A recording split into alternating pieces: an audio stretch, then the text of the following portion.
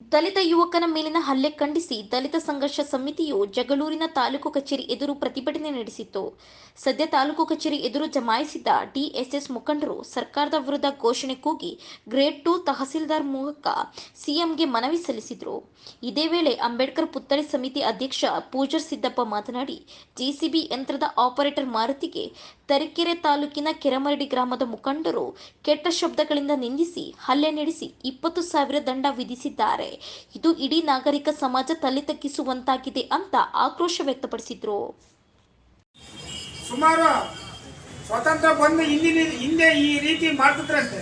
ಇದೆಲ್ಲ ಪ್ರಜ್ಞಾವಂತರಾಗಿ ಈ ರೀತಿ ಮಾಡಬಾರ್ದು ಅಂತ ಎಲ್ಲರಿಗೂ ಗೊತ್ತಾಗಬೇಕು.